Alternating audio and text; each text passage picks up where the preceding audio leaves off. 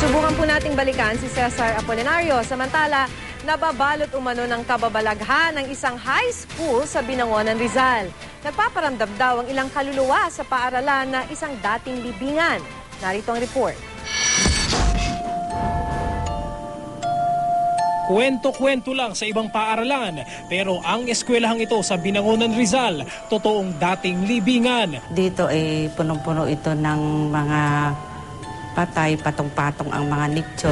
Ngayon, wala nang bakas ng pagiging dating sementeryo ang kinatitirikan ng Rizal National Science High School, pero ang ilang kaluluwa nararamdaman pa umano. Since first year, may mga ganun na experiences. Second year, parang nasanay na rin po kami, na-immune na kami. Sa speech lab ng paaralan, tila hindi lang mga tao ang naghahasa ng kakayanan sa pagsasalita. Bilang may nag-play pong audio device, tas habang nagpa-play, sa kalagitnaan po nang tumigil, tas may nagsalitang parang tulong, tas bilang sumigaw, tas bilang nag-stop po yung audio device. Mayroon din daw nagpapakitang imahe at aninong bigla-bigla ring naglalaho. Bigla na lang siya nawawala.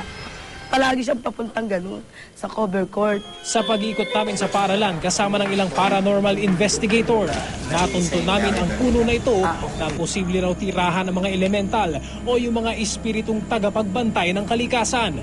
At ilang saglit pa. So dito ko nakita yung bata na tumawid. So maybe whoever it is trying to tell us kung nasan siya. Nakunan din ng aming kamera ang ilang tinatawag na orbs na posible raw forma ng mga espiritu. Meron naman tayo nakuhanan na orb na tinatawag, which is theoretically nga na pinaniniwalaan na yung orb na yon is ghost na tinatawag. Iba naman ang nagparamdam sa eskwelahan sa Maynila ni Ryan. Hindi niya tunay na pangalan. Ang madalas daw na nagpapakita sa kanya, isang lalaking nakaitim. Tapos pagtingin ko po, kahit saan ko po siya tignan, sabi ko saan nagpunta yun, nawala. Tapos doon ko po naramdaman yung parang tumaas sa balahibo ko na ang laki-laki ng ulo ko, na hindi ko alam, parang malaki, na parang namamanhid po. Madalas din daw silang makarinig ng yabag.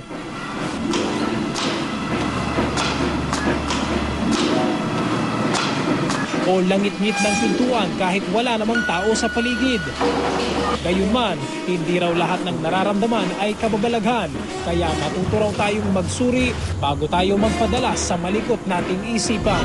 Yung konting bagay lang, iniisip mo, sinasensationalize mo. If you're not being bothered, hayaan mo lang kasi hindi kayo naman nila ano. Para sa saksi, Cedric Castillo, nag-uulat.